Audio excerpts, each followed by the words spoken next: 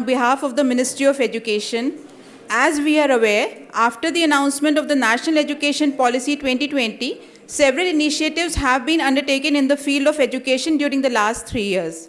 On the occasion of third anniversary of announcement of NEP 2020, a two-day Akhil Bharati Shiksha Samagam 2023 is being held covering all aspects of education, including school, higher and skill.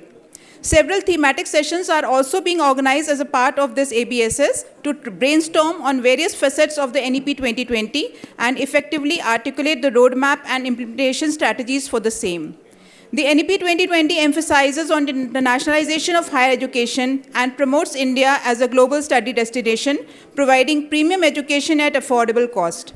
For the internationalization of education, we are here for this thematic session with distinguished academicians and industry experts as a panelist.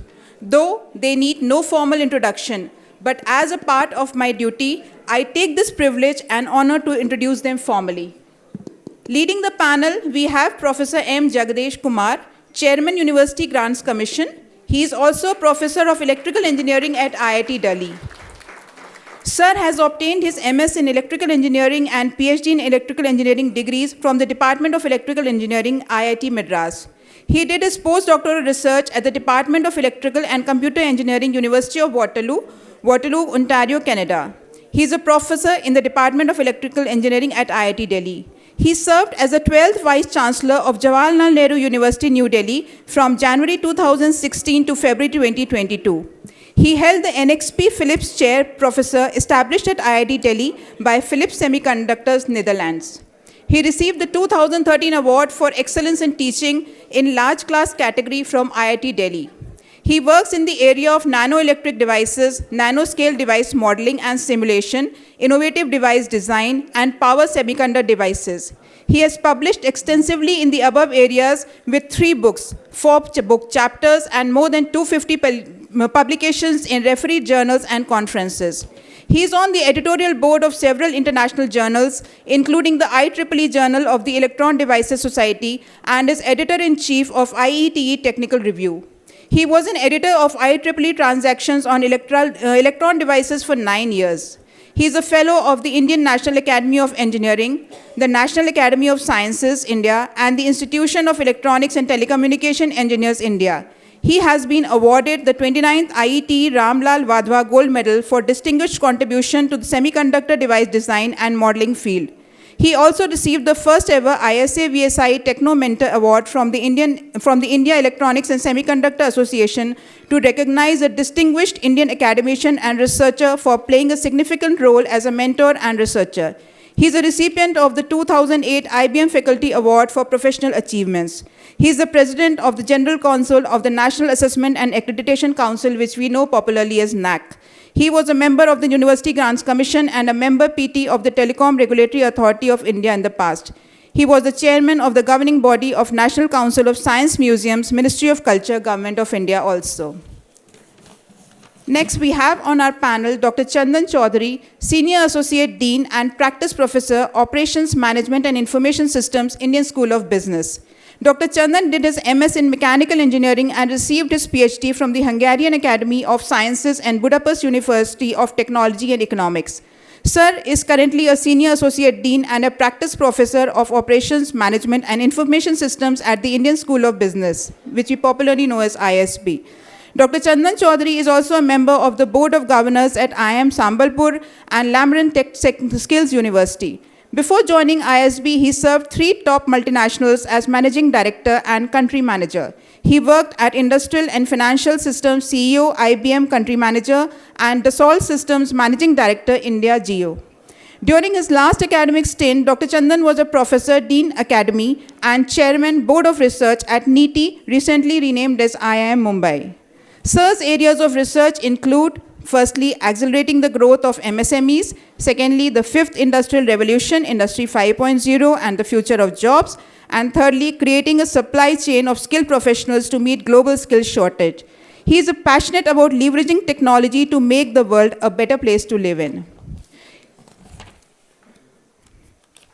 Next on the panel, we have Dr. Kamlesh Vyas, partner from Deloitte. Dr. Kamlesh graduated in engineering from Delhi College of Engineering, Delhi, before pursuing postgraduate program from Staffordshire University, UK, MBA from XLRI Jamshedpur, and fellow program in management from MDI Gurgaon. He has over 25 years of experience and has been a consultant, faculty, institute director, and a CEO. He has served several organizations in over a dozen countries. He is currently partner at Deloitte India. He has earlier worked for Ernst & Young, EY, and Anderson. His current interest is education sector reforms. He has contributed several articles, papers, and case studies. Then we have Madam Padma Srinivasan, Principal of the prestigious Delhi Public School, R.K. Puram. Madam Padma Srinivasan, Principal of DPS R.K. Puram, has experience of more than 30 years of teaching the subject history to high school students. She completed her bachelor's and master's in history from Miranda House, University of Delhi, and did her bachelor's in education from the Central Institute of Education, University of Delhi, and master's in education from Jamia Millia University. She is also a trained master trainer by CBSE under the aegis of UNFPA in Adolescent Education Program and Peer Educator Program. She has conducted workshops in India and abroad for over 2 decades. She has also visited organizations as a trainer in Sharjah, Dubai, Singapore, and to USA to deliver education and learning training. Currently, she holds the position of principal, as all of us know, after serving as Vice Chancellor in HOD Department of History for several years. She was awarded the state-level Best Teacher Award by the Directorate of Education and CBSE Honor for Excellence in Teaching and School Leadership 2020-21. Then we have our panelist, last panelist, Professor Rangan Banerjee, Director IIT Delhi and a professor in the Department of Energy, Science and Engineering. Professor Rangan Banerjee has done his BTech in Mechanical Engineering and his PhD from IIT Bombay. He had a few years of experience at Cadbury's Terry Engineers India Limited before joining the faculty at IIT Bombay in 1993. He has helped to set up a Department of Energy, Science and Engineering at IIT Bombay and was its first head. He has been involved in several projects for industry on energy efficiency, renewables, and modeling. He has been the Dean R&D at IIT Bombay and was responsible for several new initiatives for research infrastructure, industry, consortia and centers, technology transfer and licensing and supporting students' research. He has advised the City of Mumbai, the Maharashtra Electricity Regulatory Commission, MNRE, Planning Commission, and the Niti Aayog on energy-related issues. He was a lead author of the Global Energy Assessment coordinated by the International Institute of Applied Systems Analysis and was a member of the International Review Committee for the RC UK review of UK's energy program.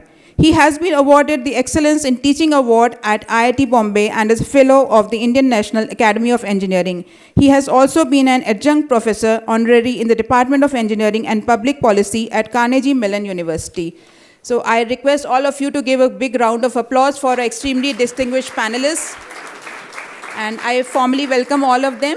And I will request my Joint Secretary, Department of Higher Education, Madam Reena Sonowal Kauli, Madam, to kindly hand over a memento to all our panelists and the chair as a mark of remembrance, a token of affection from our side. Thank you, ma'am.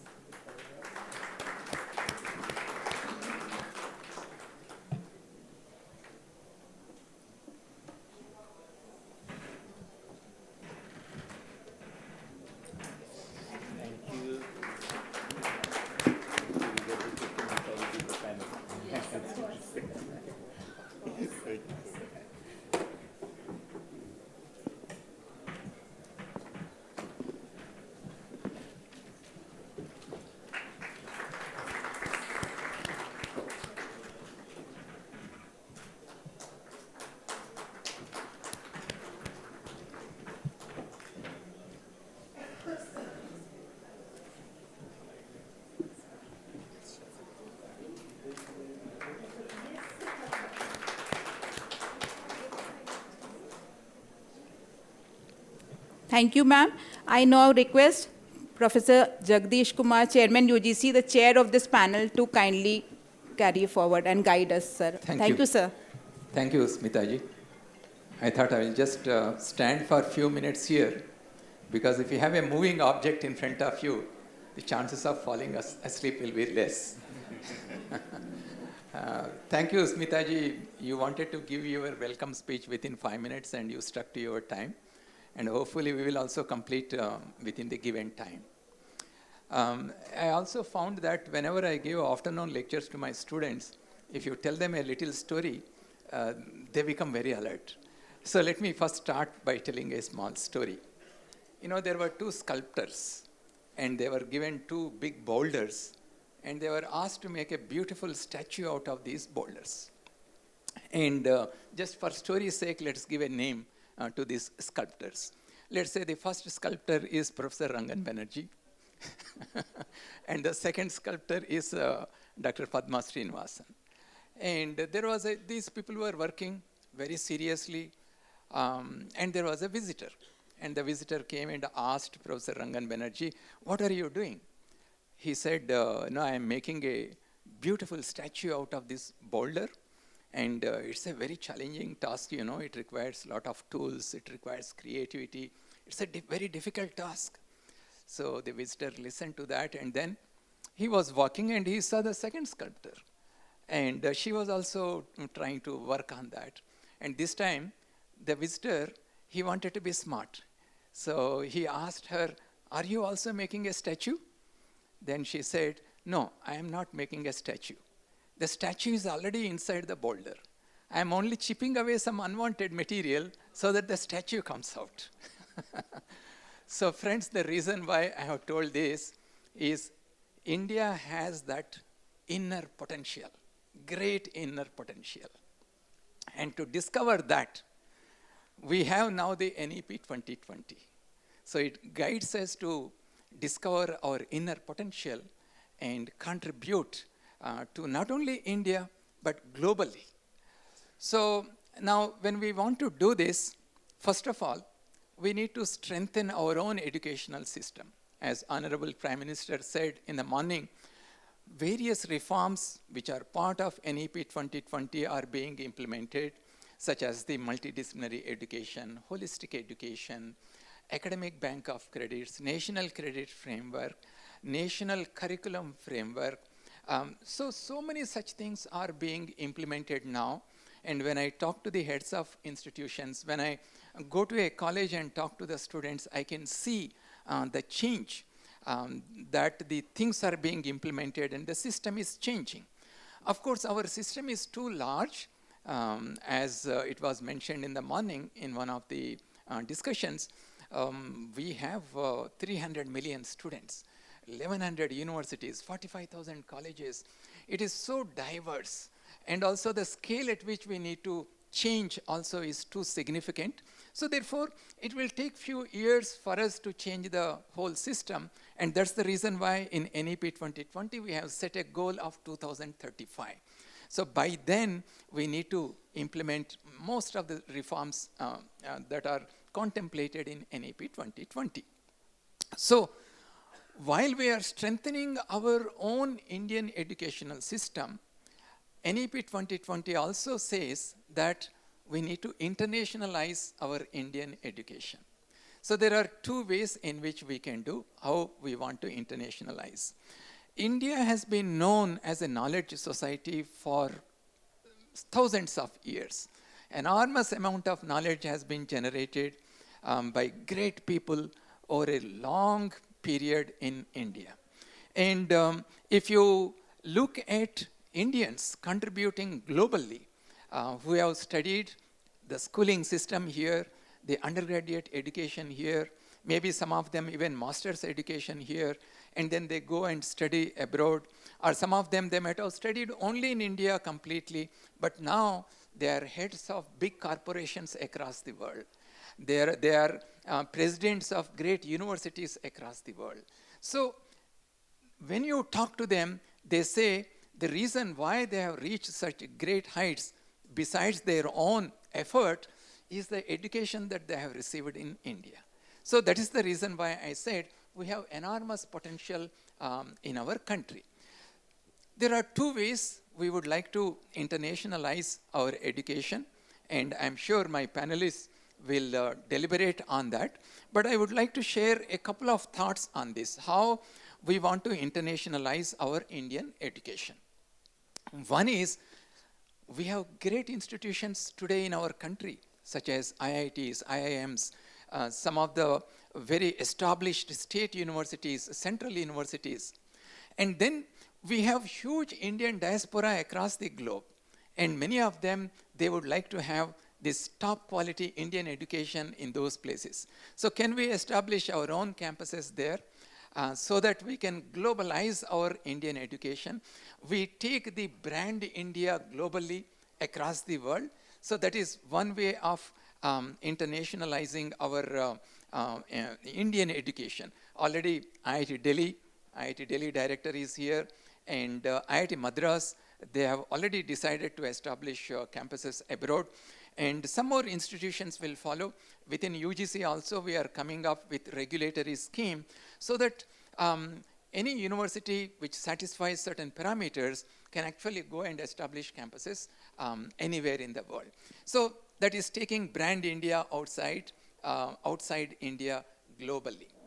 Now, the other way of globalizing our Indian education and providing that global cultural experience to our Indian students can be done in two ways. Already last year, we announced the twinning, joint and dual degree program regulations. And I'm very happy to inform you that more than 50 universities are already in the process of signing up the MOUs so that our students can go for shorter durations outside the country for a semester, for 2 semesters, or even 2 years if it is a 4-year PhD program, work and come back. It has, of course, several advantages. It will not only provide a greater cultural experience to the student, it can foster better research collaborations between international educational institutions and Indian institutions. The other way is inviting foreign educational institutions to come and set up their campuses here. So we have already worked on this regulation. The regulation will be announced soon. I don't want to give any date since some finer touches are being given to the regulation, but this much I can assure that the regulations are going to be very light but tight. With the foreign educational institutions, of course, have to be good institutions. They have to meet certain parameters in terms of their global standing, whether you use ranking or research output and so on. They have to be of certain standard, only they can establish their campuses here. And the other one is what we are doing for these foreign universities. When they come and set up their campuses here, they will have full freedom to decide their own admission policies, faculty recruitment. We are not saying these money should be Indian faculty, these money should be international faculty. It is left to the institutions. The tuition fee structure also will be decided by the foreign university. Of course, when these foreign university delegations come and meet us, they informally tell us that they will charge our Indian students, domestic students, lesser as compared to the international students. We are also telling in the regulations just to take care of those students who may not have the financial ability to join in these campuses of the foreign universities. We are saying that these universities also have to provide either partial or full scholarships based on the need, so that some of the interest of some of these socially, economically weaker students' interests are also taken care of as part of these regulations. And let me tell you that there is a huge interest across the globe, whether it is Europe, UK, Australia, North America, many universities, they are interested in coming to India to establish their campuses. Now, the reason is very simple. The reason is that we have enormous human capital. And in India, education is something that every mother, even if you go to the remotest of the villages, you see a mother putting her kids in an auto and sending to a nearby town to study. Our kids are very aspirational. They are highly talented. And this is what the world recognizes, that if such students can be given an opportunity, and they will do wonders. And when they do wonders, it is not just only for India, because whatever challenges that we are facing, they are global challenges, and as a global citizen, they can actually find solutions to these kind of challenges that we are facing. The other advantage of these campuses coming here, again, is that it can foster greater collaboration, research collaboration with our Indian institutions. And also, as I said in the beginning, many of our Indians are in top positions in great universities. And they can actually come here, stay here for a semester or an year, and then establish collaborations, because they invariably happen to be alumni of some of our great institutions. So there are many, many advantages in internationalization of our education. One is taking brand India globally.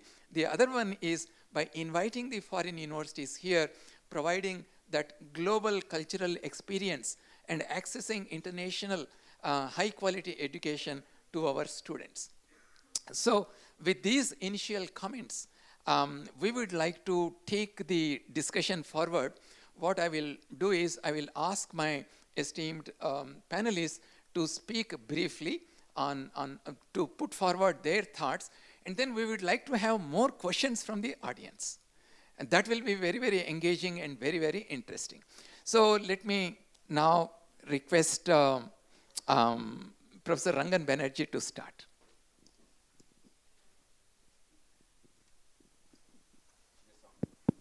Yeah.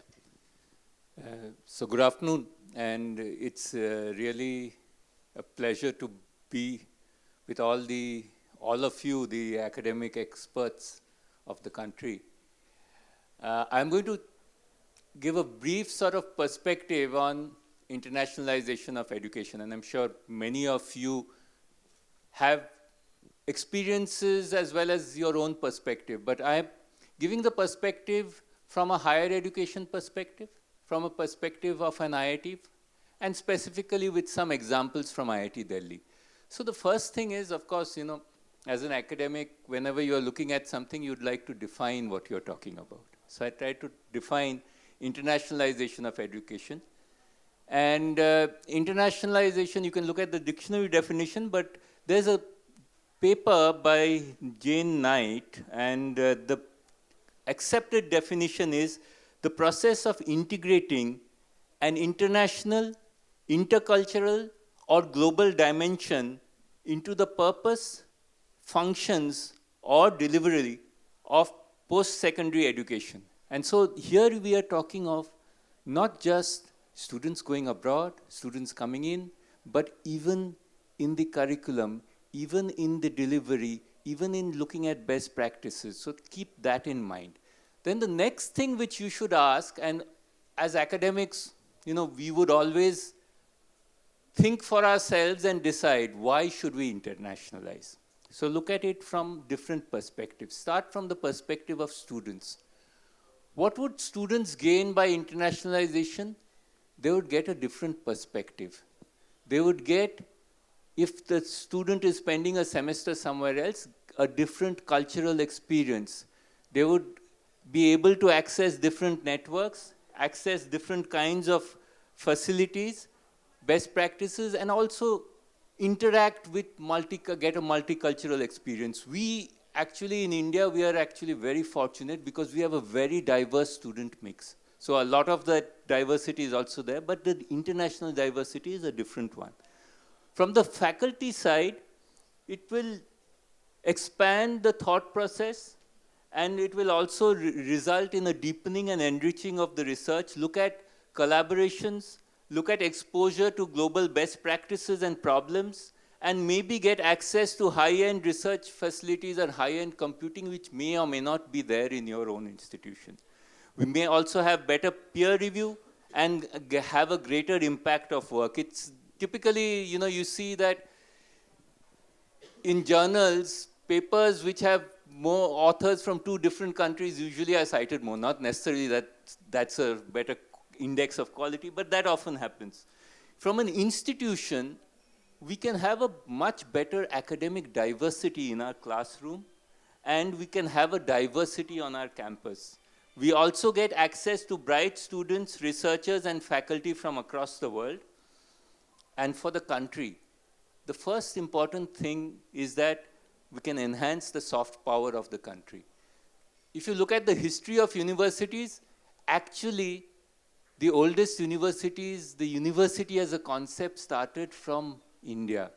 And if you look at even 600 BC to Takshila, the Vikramshila, the Nalanda, the three universities, if you look at the original universities, we did have international students. And somewhere down the line, we lost the plot, and now we are again trying to get into this. Knowledge across national boundaries, we can build on prior knowledge and experiences, and we can get help in solving global problems. We can also enhance the soft power and provide leadership of thought. Typically, we are followers, not leaders in thought. And I think this is one of the things which we need to think of. But each one of us needs to think of what we want to do, why we want to internationalize. The modes that we've followed in IIT Delhi, and this is typical of most of the IITs, one is we have student exchanges, for which we enable this by having credit transfers. That means we say that, okay, we have in our curriculum the following courses, and in order to do that, you can match the following courses in other university. We are trying to make it more two-way exchanges. We have visiting student fellowships. We have faculty exchanges, visiting international faculty. We also have contract faculty, international faculty. We have some from Japan, some from Europe, small number, but we do have that for about 3 years contracts. Joint workshops, conferences, joint research projects. We provide internal seed funding from our university with our partners, and we start that. Joint PhD programs, summer, winter schools, centers of excellence, and then we are now embarking on an international campus. Give you a couple of examples. We have a fully international MTech program. It's funded by the International Solar Alliance. We have 20 students each year. They come from 20 different countries. India has one person. And so this is mostly from the developing countries. It's a very interesting model, and they go back and the project is done in the country. We also recently have a joint health campus, which is a virtual with Sorbonne. And it's IIT Delhi and Sorbonne Health Campus. We are looking at mobility. We are looking at a master's program. We have with University of Queensland, we have an academy where we have joint PhDs, and we have guides from university. We have 100 PhD students in that program. So this is in terms of training. We also do with the Ministry of External Affairs, we've been doing these 2-week ITEP programs where they fund it, and we have a 2-week program for working professionals, researchers from across the world, and that's also been an interesting thing. We have, in terms of research, there are many, many examples, but I'll give you just 2 examples which I think were one is we've developed a process, a faculty colleague in the civil engineering, where we've developed limestone calcined clay cement, and this has 50% less carbon dioxide impact. This is done as a global project with Europe, Africa, and we've got kilns in about 20 countries coming out of the technology which has been transferred and jointly developed. Another project, Project Prakash, done by IIT Delhi with the MIT Neuroscience and Brain and AI and Neuroscience, and we've actually developed technology using this and done 500 blind people who were earlier blind have been cured with this technology in collaboration with an eye hospital. These are just 2 examples of joint working where you create a technology which makes an impact in society. So in all of this, so I'll just essentially stop here, but say that we can look at many best practices that we can do. We also have to look at what is, how many international students, what kind of students we want to have, when we are looking at exchanges, and we want to also see one of the challenges, there are a number of challenges and a number of things that we can look at. We'll come up with that. We have initially been a little reactive, and we are trying to now become a little more strategic and proactive in our future collaborations. We want to prioritize a few international collaborations and make them two-way, and then see, and we have to think in terms of integrating our international strategy with our overall strategy that we have for the university or the institution that we have. So with these few words, I'd just like to, yeah, I'll come back later when we have questions. Thank you. Right. Thank you, Professor Rangan Banerjee. Now let's go to Dr. Chandan Chaudhary. Good afternoon to all of you. So I would like to highlight two things. First, I would like to share that I personally feel that new education policy is going to create great opportunity for our educational institutions to do innovation and also contribute to the global high-end skill creation as well as skilled workforce creation. I also believe that new education policy provide great opportunity for internationalization. I would share with you impact that I am seeing as far as new education policy is concerned, real example of what it has done to India's education system. But before that, let me tell you our own story. As you know, I come from Indian School of Business. It's a relatively new school. Last year, in the month of May, our Honorable Prime Minister came when we celebrated 20 years of completion, 20th anniversary. We have 4 PGP level programs. Out of 4 PGP level programs, in 2 programs. Oh, yeah. So what I was trying to tell you that I believe new education policy is going to create a huge impact, not only in India, you will see the impact globally. It is going to play an important role as a catalyst as far as internationalization of education is concerned. I will share with you a specific example of what change I have seen in India, which is the byproduct of the new education policy. Before doing so, let me share with you our own story. I come from Indian School of Business, and as you know, it's a relatively new school. Our Honorable Prime Minister came last year to celebrate the 20th anniversary of our school. So it's a relatively new school. We got 4 PGP level programs. Out of 4 programs, in 2 programs, you have 12 term. Out of 12 term, you compulsorily spend 2 terms overseas. In one of them, you spend time in Wharton and London Business School. Other program, you spend time in Kellogg and in Spain, what you call as IE Business School. The third program that we have, modular program, you do an international immersion for 1 term out of 12 terms at INSEAD. School varies from year to year. As far as full-time PGP program is concerned, our students have a formal international exchange.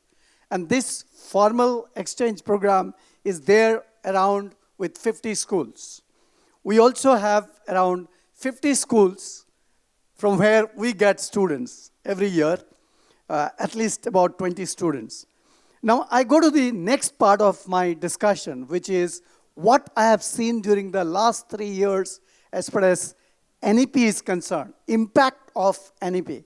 I started doing research about 4 years back on a topic called how do you create global supply chain of skilled professional? I started this research when I read that globally we are going to have 50 million shortage of skilled professional, and India is going to have about 50 million surplus skilled professional. That's the time we started doing this research. Me, along with Dr. Sandeep Singh Kaura, who was doing his second doctorate, under my guidance, and Professor Jaiswal from IIM Sambalpur. Now, as a part of this research, we conceived a model which is about a global supply chain of skilled professional. And a technical skill university has been created, which is an output, implementing the research findings. An undergrad program which has been conceived, it's on future of skills. Curriculum is co-created with industry. You spend 5 semesters at the school and you spend the balance in the industry. So entire curriculum is co-created. That's number one. Number two, even the poorest of the poor child can actually get the admission as long as the student is bright. You get loan, which is collateral free, and you get kind of assured placement. And these undergrad courses are on artificial intelligence, machine learning, it's on cybersecurity, it's on IoT, it's on data sciences, so future of skills.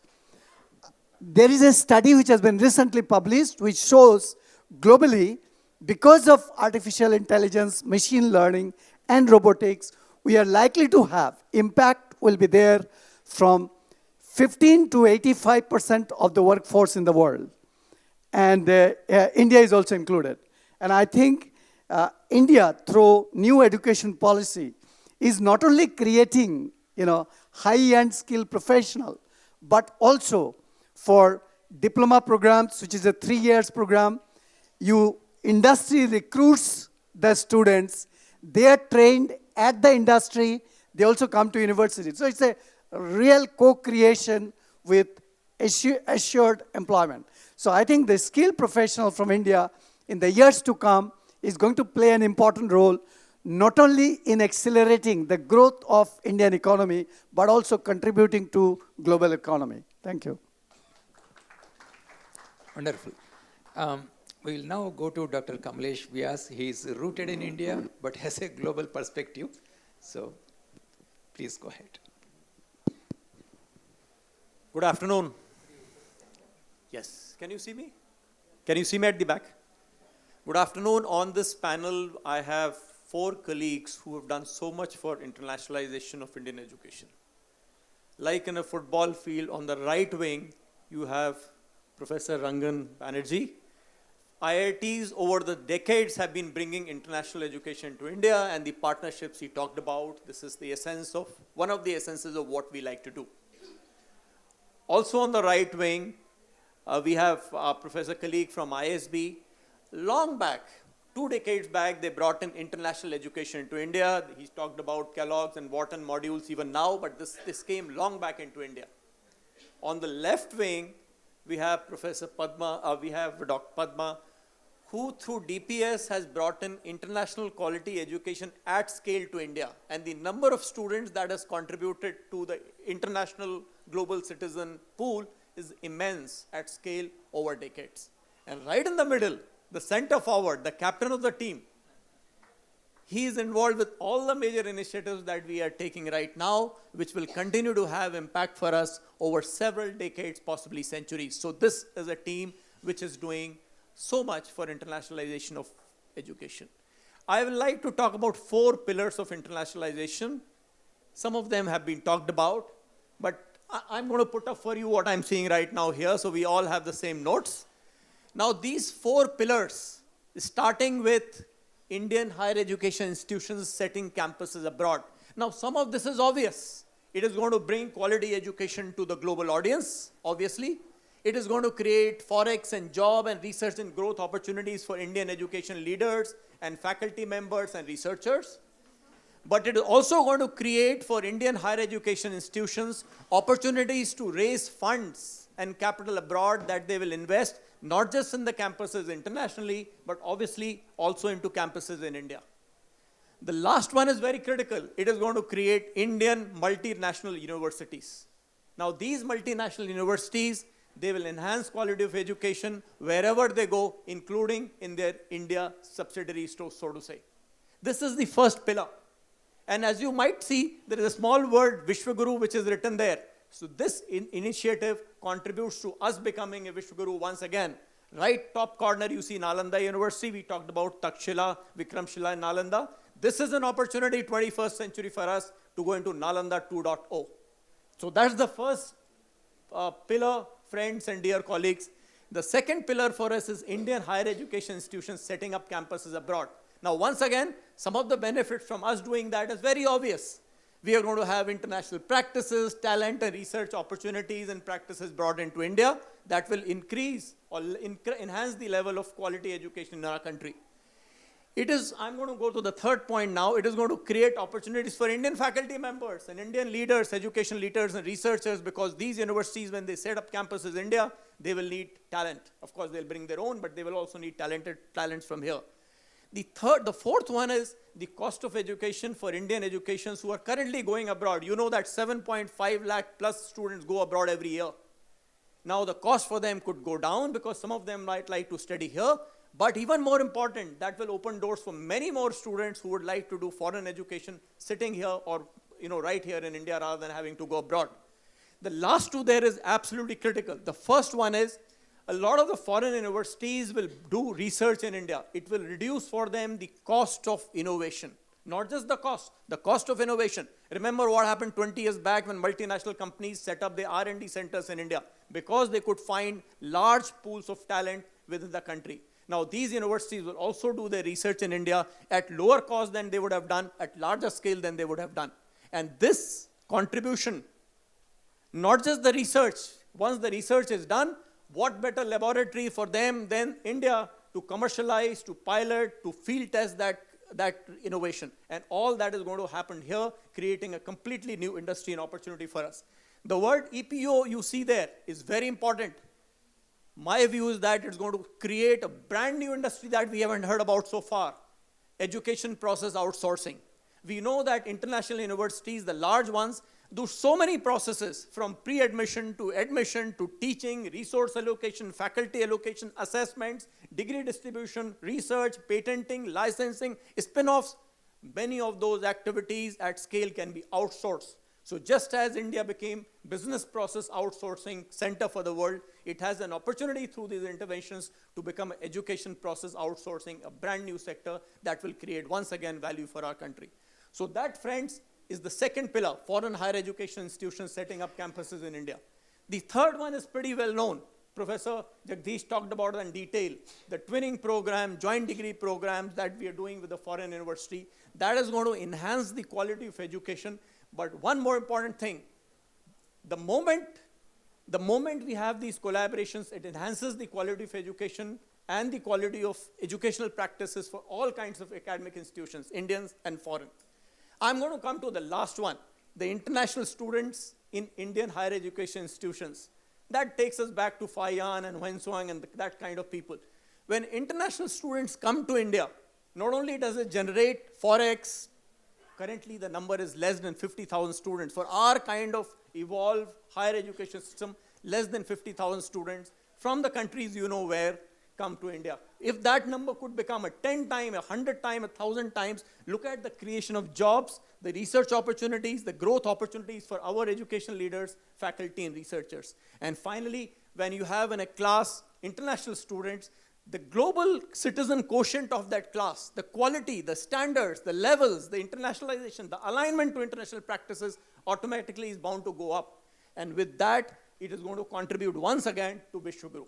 Now, all of these interventions, when we see collectively, they do two beautiful things for our education system. One, they enhance brand India, as Professor talked about. They also enhance India's soft power, our knowledge system, Indian knowledge system, and our culture. Irrespective of which one you see, the most beautiful thing about these four pillars is that they're not additive, they're multiplicative. You see any one of them, it contributes to the other three. And that's how together they will help us achieve our objective of internationalization of Indian higher education system. And when we can once again say, Gyan Mev Shakti, and Gyan Mev Shakti for India. Thank you very much.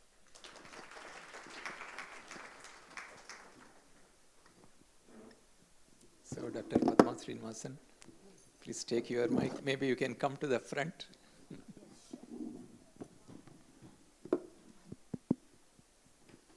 Good afternoon, everyone. You have a very, very eminent panel.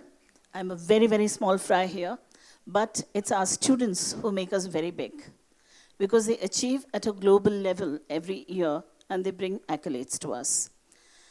Now, every year, around 600 aspirants from our school apply to foreign universities, out of which around 250 actually take the admissions. This time it has been much more. This time it has been 400. And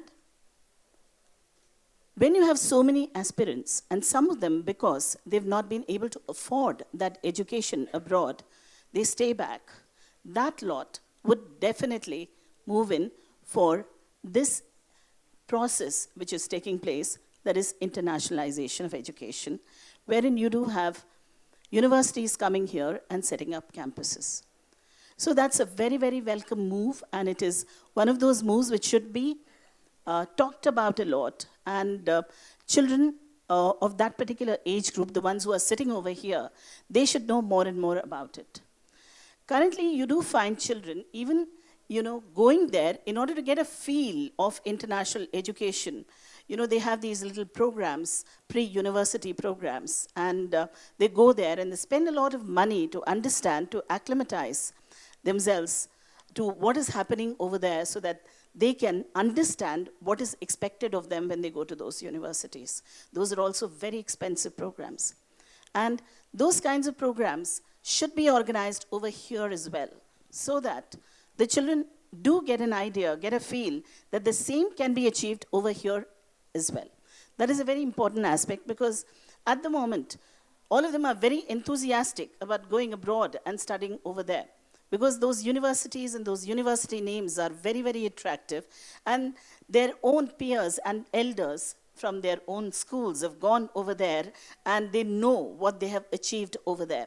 So when these universities come over here and set up campuses, these children will have that kind of faith that they also can do the same thing for themselves and achieve the same thing. So that is one aspect.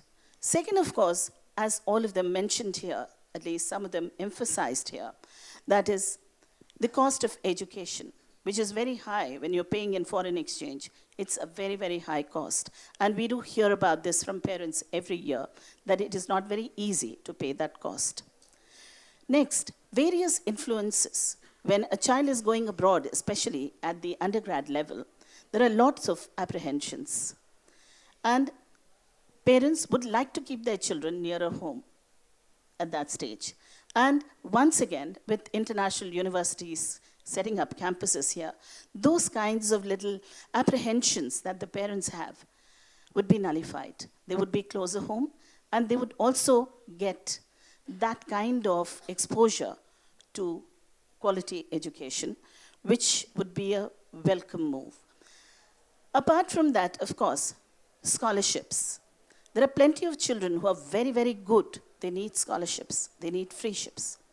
And these universities do give them when they go abroad. And there are plenty of them which come to our school. And a lot of we primarily cater to middle class and service people. And hence, these kinds of scholarships are always welcome, and we are always looking forward to it. And we try to have this special relationship with universities so that, certain set of scholarships are earmarked for our children. For example, Hong Kong University is very kind to us. University of Tokyo is very kind. And Toronto University is very kind to us. Kind in the sense that they look at us as people who can provide them with good students. And so we do have these collaborations with various universities, and we have built it up over a long period of time. Ours is one of those schools which has been doing these international admissions from 1998. And we've been, so a lot of work has been done in this field. And when this comes to India, the entire thing, the campuses move to India, I think we will have a lot of takers for that. Apart from that, our schools are there all over the world as well. At least in Southeast Asia and in West Asia, we do have the DPS schools everywhere. And we contribute towards spreading CBSE education in all these parts of the world. We have schools in Indonesia, Singapore, and UAE, and Oman, and every one of those West Asian countries. We do have Nepal, and so on. So this way, we have been contributing towards, providing Indian education abroad. And we do have a very close relationship with Goethe Institute and with Alliance. So we do have a close collaboration with all these various language institutes as well, so that the children will be global citizens in the real sense. And they would understand the culture, because we believe that if you are able to understand a foreign language very well and study that very well, obviously that is the entry point for you to understand the culture and also to imbibe that culture and the best of that culture. So these are things that we even had a very beautiful collaboration with Japan. And they came and set up a language lab for us, the Japanese government. And we've been working in that direction as well. And we have had a beautiful exchange program, which is going on till date, with France. And another one with Korea, South Korea. So all these various things have really made our children global citizens right from the beginning. They have so many opportunities of interacting, the children coming here. But these are not academic interactions the way that it's happening in the higher education institutions. These are socio-cultural interactions, wherein they understand each other and they go and live in the homes of children from the other countries, and they come here and they stay with us. We even had one with the US, and we went in for the Memphis in May Music Festival, wherein our children performed over there, and the locals, hosted us, and we were with them for 15 days, and they came and stayed with us over here. So these are various ways in which we have been contributing as a school towards globalization of education. And of course, our children have been going abroad, and the parents, many a time, do it very grudgingly. They don't want to send their little ones so fast and to foreign countries to study. But they're compelled to do it, because many a time, the children, many of these children, particularly this generation, they don't want to get into the rat race of giving examinations, that is IIT, JEE entrance examinations and so on. They don't want to give it. They are a little laid back many times. And so when you have an opportunity of having a foreign university campus over here, which is going to judge you on the basis of the work that you do in your school, and the kind of recommendations which are given by their teachers as to how these children are actually performing in the classroom, that kind of a move will ease out the stress and the tension of the children as well. And they will be able to gain access to a very high quality global education in the country. Thank you.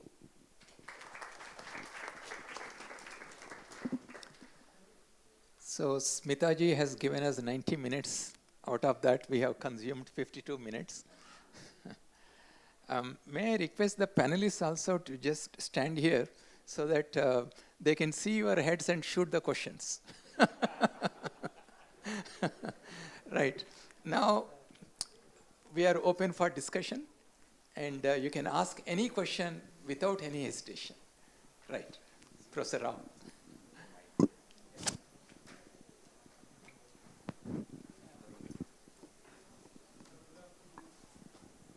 Hello, this is Uma Maheshwara. My question to everyone, whoever wants to take the question, you please.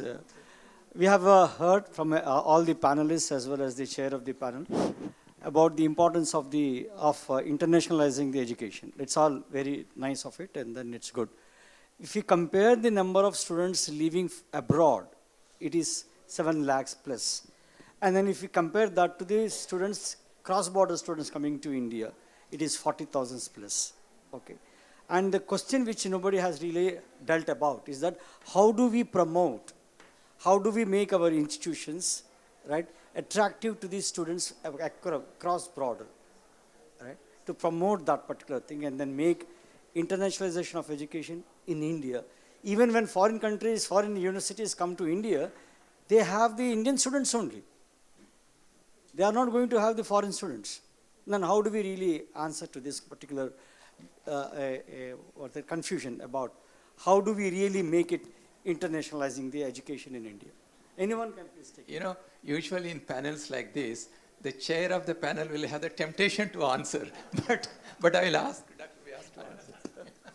Thank you very much. So I think that like we have balance of payment crisis, here we have balance of student crisis. 7.5 lakh go out, but only 50,000 come back. And as you would see, Professor, all of these interventions that we're talking about, of course, if we have to invite and attract foreign students, several things need to be done, right? Starting from how we make in India campaign, Study in India campaign internationally, very large. We have to ensure that the credit equivalence and we recognizing their education system is worked out. We need to ensure that our curriculum is such that it attracts and it invites a foreign student and it is aligned to what they would do after they have done their education in an international milieu. So it's not going to be easy, it's not going to be done overnight, but we do have two critical ingredients to make it work. As we know, higher education, for that matter, any education is very people-intensive industry. It requires lots of people, faculty, qualified faculty members, researchers, enabling systems. We have that in plenty. We know how to run large education system at quality, at a reasonable cost. So that is ingredient number one. Number two, we as a society and a culture are inviting, open, right? We are, in that sense, we are assimilating, Vasudhaiva Kutumbakam.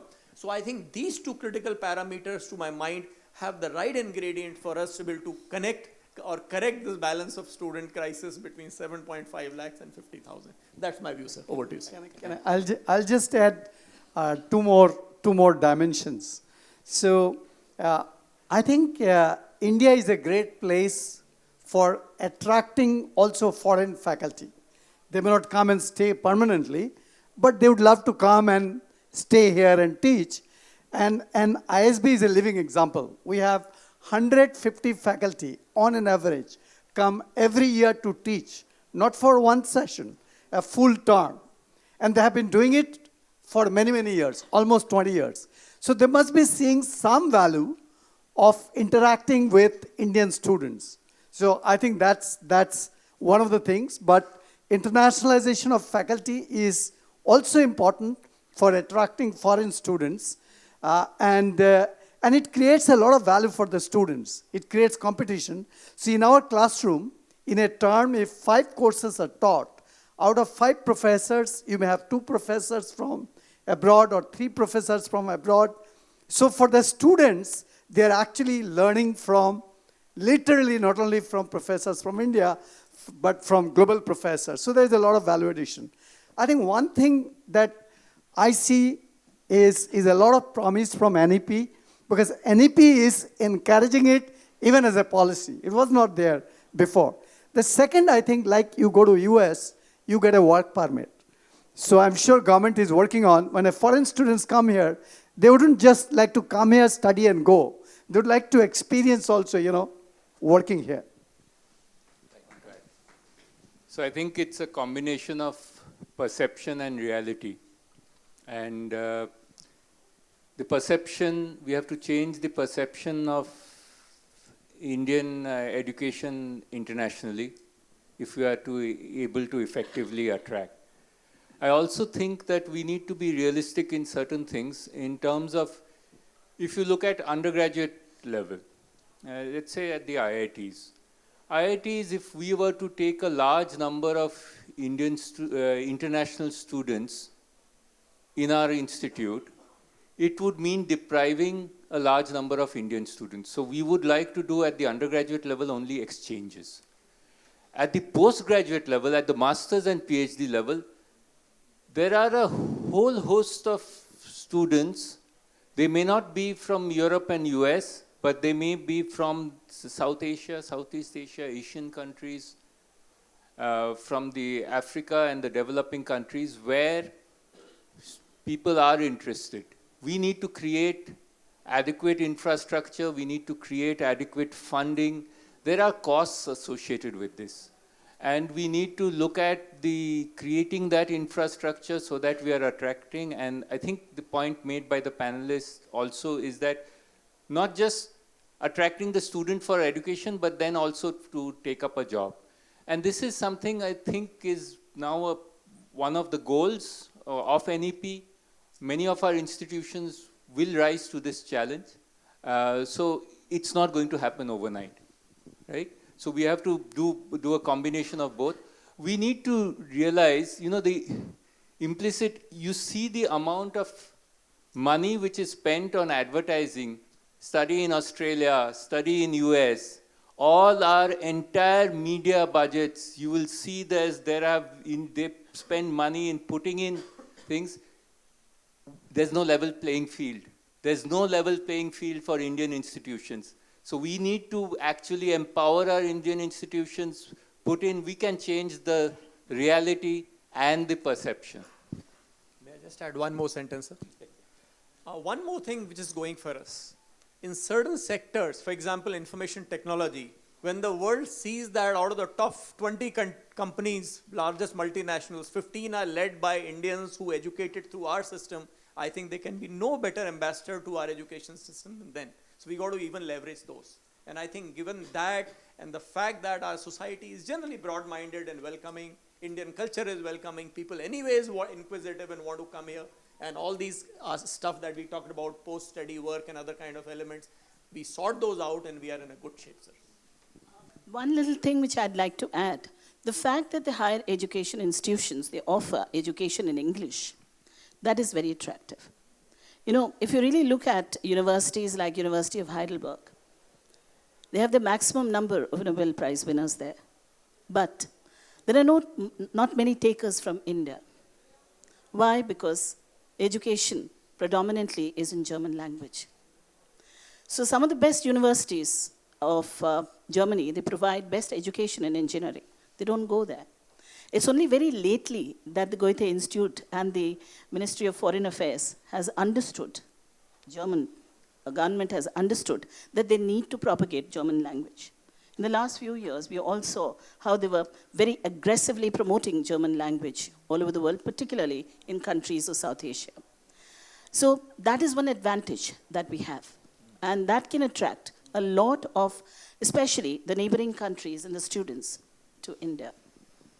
I think Professor Uma Maheshwara's question has ignited so much of discussion, but I would like to just add a couple of points to what they said. One is about the perception. Actually, a lot of students who went abroad from late 70s, 80s, and so on, they are now in the top positions, and they have changed the perception of India. They know that the Indian higher education quality is very high. That is why these people are able to do so well across the globe. And two, putting our own efforts, as Dr. Rangan Banerjee has said, they put out so many advertisements to attract. UGC has done one good thing. It said you can create up to 25% supernumerary seats at the UG, PG level. And then you can have your own admission process. You don't have to go through any of these entrance tests. You design your own admission process. And we have also said that each faculty member can take 2 supernumerary PhD students. So now our Indian institutions, either they have to form groups, infrastructure. You see, we do have problems in terms of the space. For example, IIT Delhi, if they want to construct extra hostels, they cannot do. But I'm just taking IIT Delhi as a hypothetical example. If IIT Delhi doesn't have physical infrastructure, space to build hostels, for example, they can hire a building and help these students to rent out the rooms there and stay. I'm just giving a hypothetical example. If we have the will, we can climb up the Himalayas. So the field is in front of you as educational leaders. Many of you may be educational leaders here. We need to think out of the box and attract a lot of international students into our country. Now, let's go ahead. Professor Rao, after that, you. Yeah. Typically in India, bright students come from not so well-to-do families, typically. And if we need to expose these bright students from not well-to-do families, we really need to work hard in terms of resources. Otherwise, not so bright students will end up going there simply because they have resources. So the real elephant in the room is, how do we empower disadvantaged, bright Indian students going abroad? Because they are the real ambassadors of Indian soft power abroad. Right. That's number one. Second point I want to raise. In NEP, we are also emphasizing teaching students in higher education institutions in regional languages. This is a very important mission. Internationalization, of course, requires English and English alone. Are we generating a friction point? Right. Let me answer the second question first. I'm tempted to answer, sorry, panelists. India is too diverse. India's educational system is too big.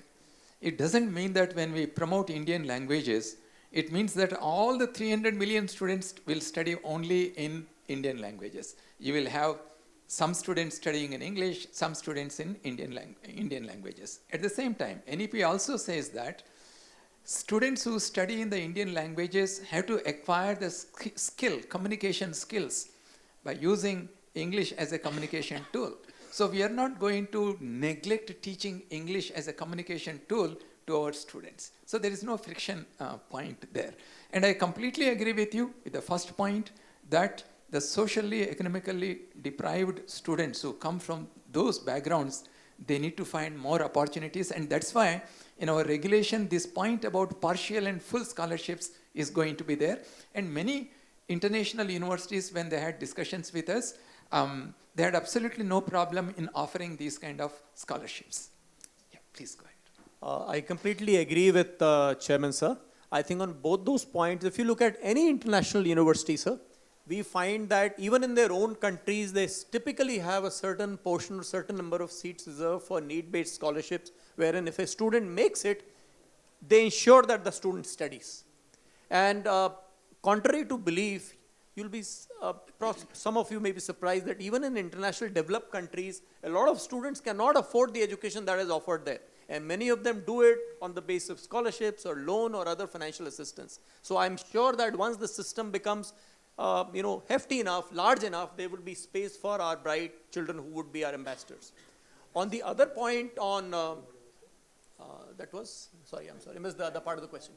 Language. Absolutely agree. So when we say that we want to promote regional languages, it is to ensure that those who want to study in regional languages can do that. It is not forcing people like us who studied in English to learn a particular regional language and learn there. So as Professor said, there is enough opportunity, we are large enough scale for us to be able to promote both education in English, which will attract internationalization, and education in regional languages, so that we are not leaving behind anybody who doesn't have proficiency in English. That's the way I see it. So, quick comment on the first question.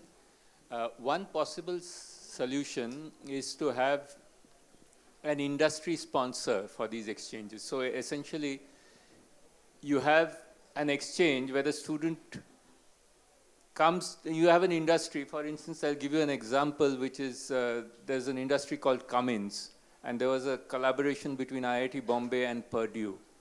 So the student from the US would come, spend a semester in IIT Bombay, and spend time in Cummins in Pune. The Indian students spend time at Purdue and in the headquarters at Indianapolis. The mobility funding was taken care of by Cummins because the institute didn't have to pay. So we'll have to see, but I completely agree with you that without resources, it's a non-starter. So, and it has to be critically funded.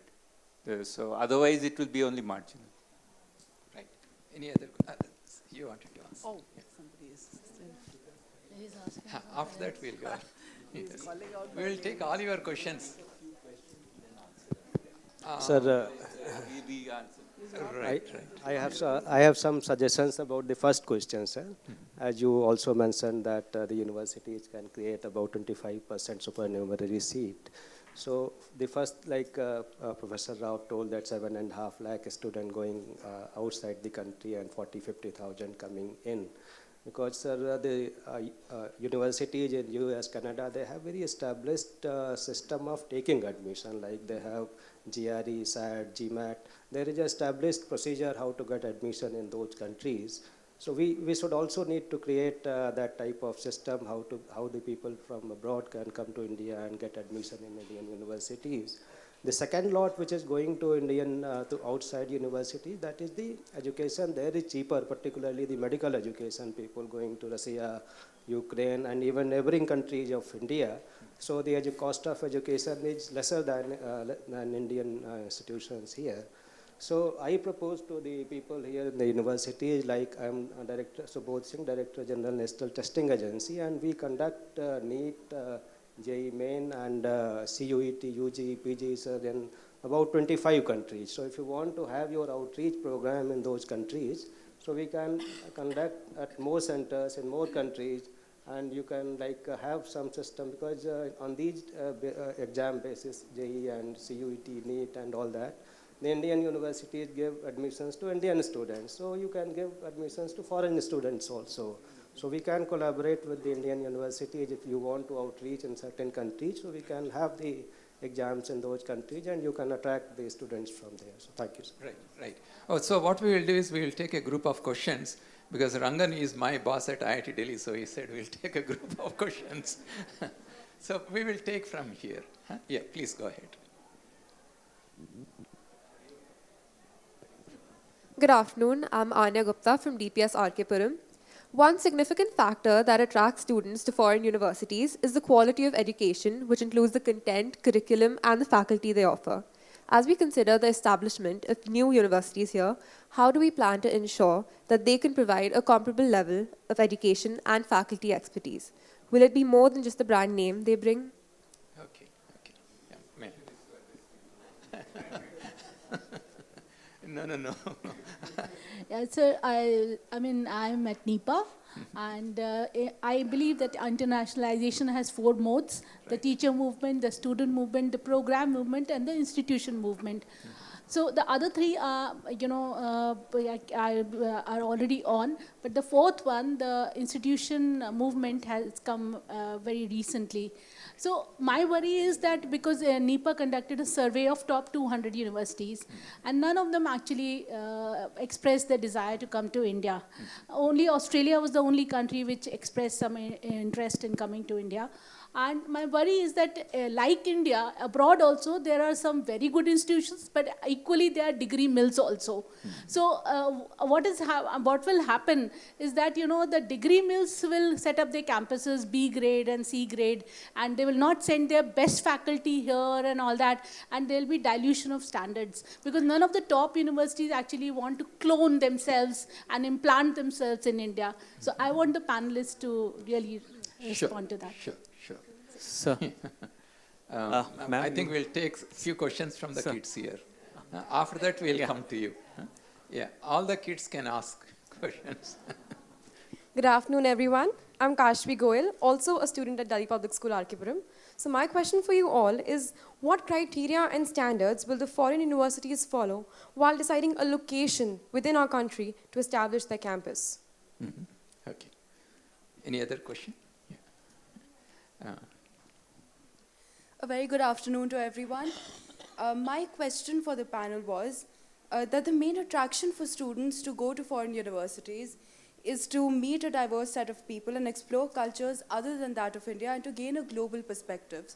So how will the foreign universities setting up campuses in India will be able to cater to this demand of the students? Right. So we will stop here, otherwise we may not be able to remember all the questions. So now I'll pass on to Professor Rangan Banerjee. Please answer them. I think the students ask very difficult questions, right, as usual, and that they should. But I think, if you are looking, the different students are looking for different things. So if you are looking, some of you, the attraction, and please also remember that an educational institution is not built overnight. So even if someone comes with a particular brand and sets up an institution, it's not likely that you're going to join that immediately. So I don't, we all will have different views of what will happen in terms of international universities setting up here. It's rare for an institution to set up education has a national context and a local context.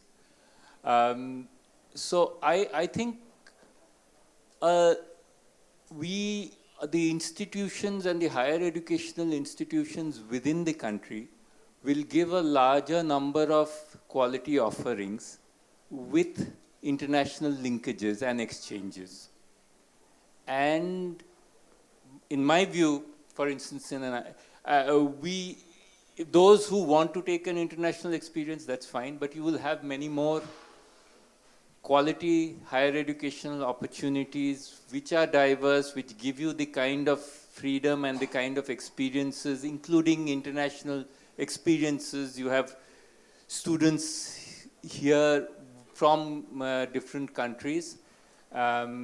So that's my take on it. Right. Professor Jagdish will have a different take, I'm sure. Professor Rangan Banerjee is a good teacher. He answers very well. I hope you are satisfied with that.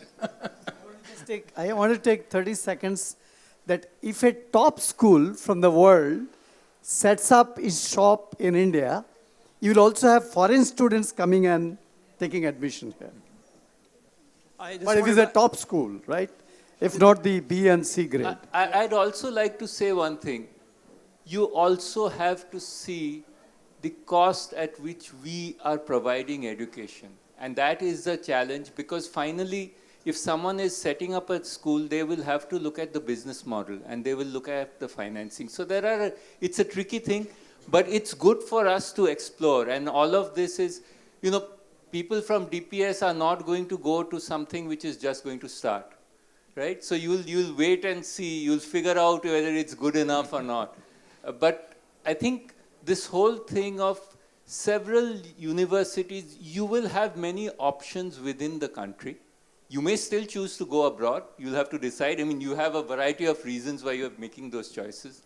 And we hope some of you could join us at IIT Abu Dhabi, for instance.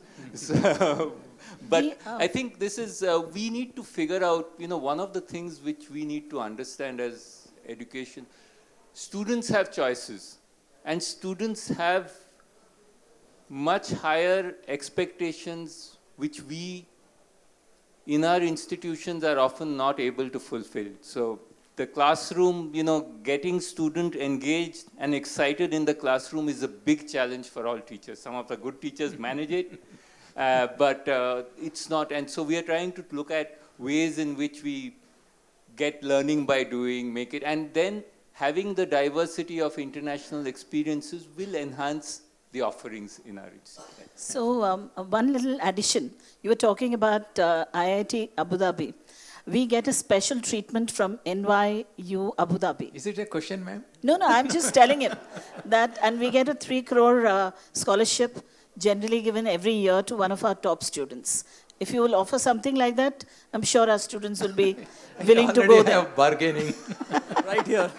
Actually, the UAE government has told us that they want to attract Indian students. And they said if you have Indian students will pay the same amount that they are paying to study in IIT Delhi. And their cost of stay and everything will be taken care of if they join IIT Abu Dhabi. There's a rider though. Right. Because it's an IIT Delhi campus, all the admissions for Indian students will be through JEE. Can I add one sentence? Yes. Sir. So just one sentence before you. So I just want to combine the two observations, ma'am, your observations. So clearly the way, and I'm speaking a little bit on behalf of UGC, the way guidelines are being set, it does not allow degree mills, grade B, grade C to come into India. So that one level of quality, a datum is already set.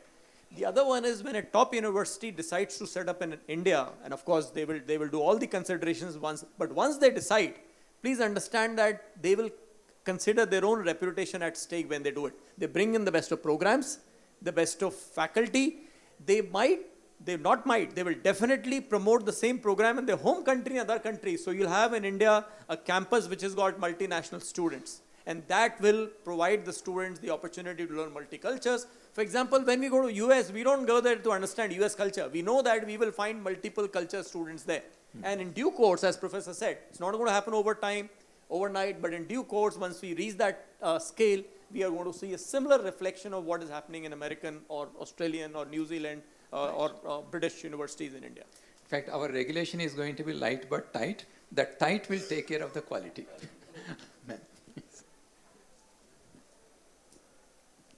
Thank you very much. I'm Professor Manisha Priyam. I'm taking a leaf out of what Professor Rao just said. And I'm talking about the soft side of internationalization because we are just simply dealing with non-traditional first-generation learners. So the nuts and bolts of it.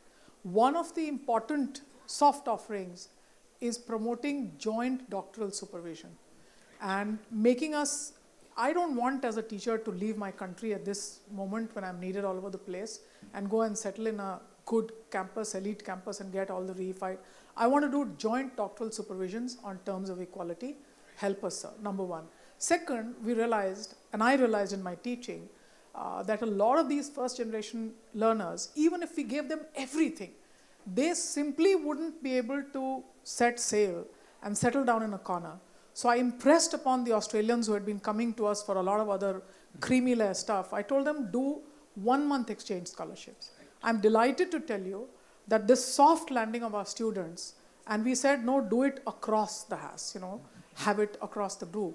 Our students have gone for a month, and that's kind of a trailblazer. So identify, sir, a bunch of good universities. Tell them we'll help you set up your branch campuses or whatever business they look at. But tell them to do this as a must, sir. The third and most important part, sir, that I feel is that as a country, we need to, everybody comes telling me, oh, because your PhD degree is from abroad, you're saying this. No. The fact is that Dr. Radhakrishnan, teaching in 1916-17, at the height of the British merciless First World War, this thing was writing his articles, and sir, he was sending it to peer review, where every of his notes were being opened by the India Home Office, and they used to see whether the philosophy offerings have something which is seditious or not. And lo and behold, in 1921, out of these ships sailing in India Home Office, the American Philosophical Association Congress opened up. The opening address, like this August gathering here, was Philosophical Ideas of Bosanquet and Radhakrishnan. So in my moments of loneliness, I tell myself that Indian teachers need to be the trailblazers of Indian internationalization, and I definitely feel the panel sets a role model. Thank you, sir. Perfect. Sir, one question. Yeah. So one of the objectives of the new national education policy is also to train people, educate people here, and mostly so the underprivileged background who are not able to afford education for international standards. So one of the mandates set by our Honorable Prime Minister is that how to make India the skill capital of the world, for the world. Right. The world is facing shortage of skilled manpower. But the problem is that people are going for higher education overseas so that they can get work permits and visas to work. So sir, how are we creating those pathways, those migration pathways? Because, when we go and talk to the international universities, colleges, community colleges, they said that they have their own regulations, and those, clear pathways are still not present. For example, when I was talking to one of a UK-based college, we were proposing that we will do a 2+2 year. You study 2 year in India and 2 year there, and we can give a dual degree. But they said that no, I mean, if you recognize your credits, the 2 year you are teaching here, you only get the degree in UK, not in India. but here, the Indian student, the Indian mindset is that finally those students would come back to India after 5-10 years, and that Indian degree is important.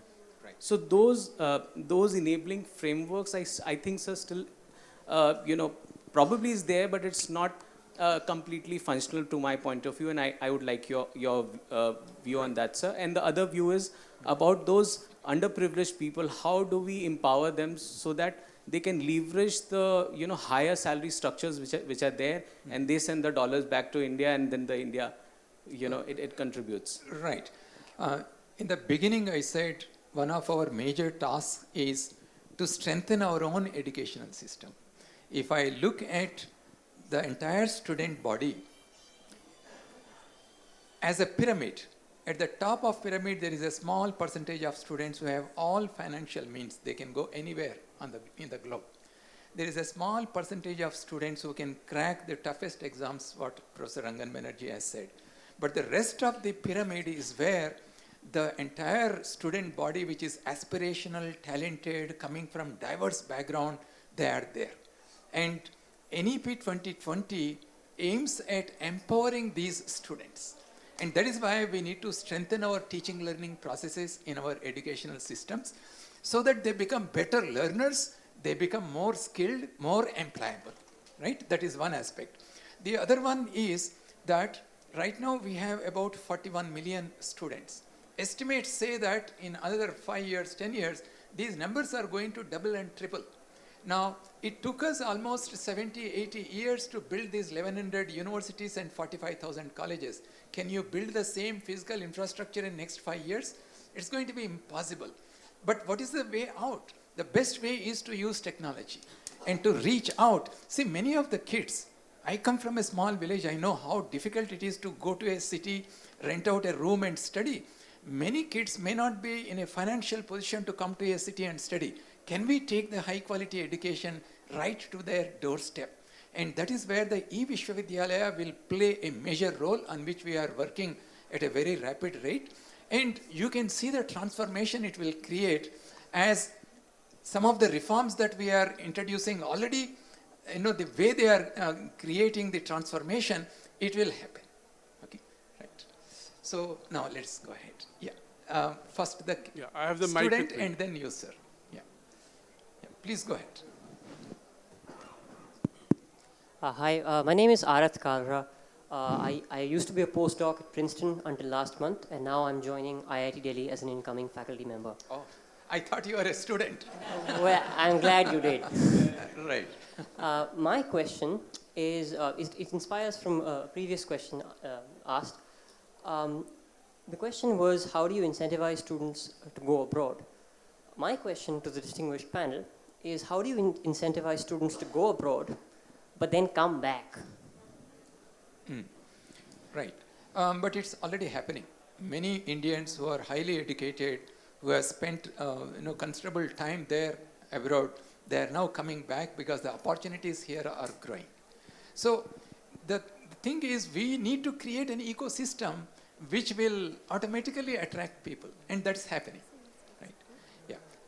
Ma'am, I think you'd like to ask. Yeah. Sorry, I didn't see that the microphone was given to you. Sorry, thank you. My name's Alison Barrett. I'm the country director for the British Council here in India, based in Delhi.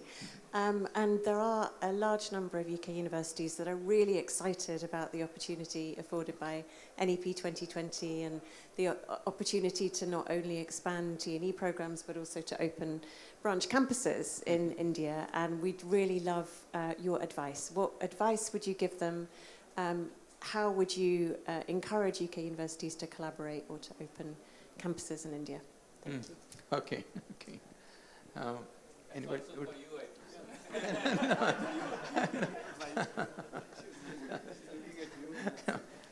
Well, I think India is quite attractive to many universities to come. Primarily, as I said, we have highly aspirational students, highly talented students, and the pool is too large. So even if you tap 0.01% of that, you will have your campus full with students. And then our regulatory system. As I said in the beginning, it's going to be a very, very friendly regulatory system so that you can set up your campuses without many hurdles. It's going to be a smooth sail, hopefully. Okay. I will just add to that, two-word advice, come soon. Right. Ma'am, just a second. Professor, you please go ahead. Yeah. Thank you, sir. This is just a reflection on the discussion that primarily focused on how do we attract international students into India. This big difference between outbound and inbound students. I think one of the biggest disadvantage, I'm speaking about the universities which have health sciences institutions. The regulatory framework which currently governs the medical, dental, nursing, and allied health programs just does not permit us to get international students in because of the restricted number of seats that we are supposed to fill. I think a generous regulator like UGC, AICT have recognized that factor. There's a need for us, all of us, all regulators to sit together and see that this additional 20% that you mentioned or 30% which is offered to the institution of eminence should be allowed across disciplines. It will automatically increase. There are a large number of students who want to study medicine in India, who want to study dentistry in India, who want to study nursing education in India, but it's a bit of a restrictive. Okay. Therefore, the NEP clearly forbids or rather keeps out the legal and the health sciences regulators out of this fold. But I think there's a large potential for these students to come to India and study.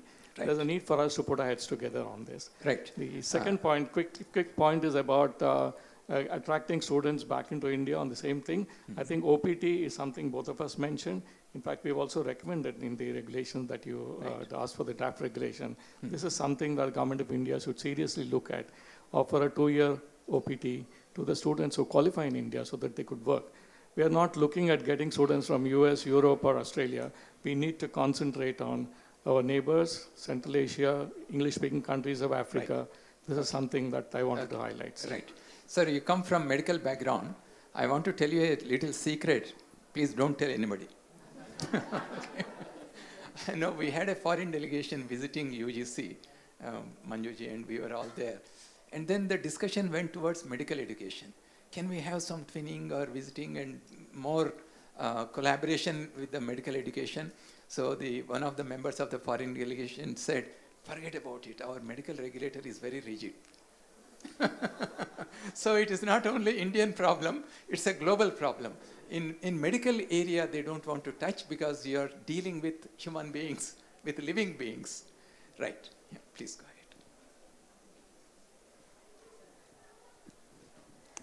ahead. Sir, I'm a professor from Manipal Academy of Higher Education, and internationalization of higher education is my research area. And I've been carrying out research in this. And right now we are carrying out one project, particularly on higher education regionalism. That is about looking at how higher education regions in different parts of the world are working. For example, Bologna in Europe, this African Union has its own higher education region. Latin America has its own. Recently, last year, June, even the Central Asian countries have come together and signed for a higher education region. Only thing left is South Asia.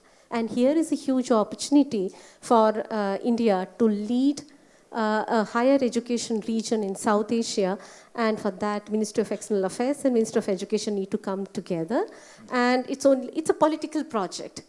What I'm talking about is creating a South Asian higher education region is a political project, and that needs to be led by us, and this is an opportune time, and I think that is one way of creating India as a hub for international students. A lot will change if there are policy changes are made at the helm of affairs. Thank you. I agree with you. I think if our Indian educational institutions can come together, a group of them, they go visit, talk about our educational institutions, and the awareness increases, I'm sure things will move forward. Whom shall we take, Professor? Right. Yes. So, just inspired by what Madam has said, actually in the South Asian University, this university the South Asian countries did set up, no other country except India is contributing to the running of the university. So as far as South Asia is concerned, I don't think that we do have much opportunity or much good things will come. Instead, we can go for the BIMSTEC. So excluding Pakistan, we can have a sort of cooperation among the Bay of Bengal, littoral states, and there, we can have this kind of thing, this kind of regional integration in terms of education can come up. Right. Yeah. Right. Can I just react to that one? No, These two. yeah. The thing is, what you are saying is that we shouldn't be focusing on South Asia because the others are not funding. Rangan, you are talking to a professor of international studies. Yeah, I understand that. I understand that. You see, the thing is not, the content is irrespective of who's saying or what. It's the content. So I think the point is, in South Asia, there are a large number of good students who are interested in education in India. So I think it's a very good idea to look at linking up a South Asian regional. The governments may not be interested in funding directly, but there is a pressure both in, and even the academic, if you look at Bangladesh, you look at Nepal, Bhutan, Sri Lanka, many of these countries, and I think we are doing this already, but it may be good for UGC and the government to sort of do this in a more concerted way. I mean, that's not to address the issue that in the SAARC, they are not. Right. Sir, please go ahead. I have the mic with me. After that, you can.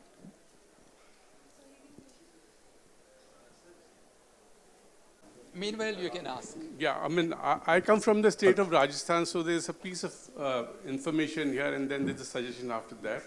One is that for the last 2 years, the government of Rajasthan has initiated Rajiv Gandhi Scholarship for students to study abroad, and we have identified 150 top-ranking US universities, and there's a flurry of applications.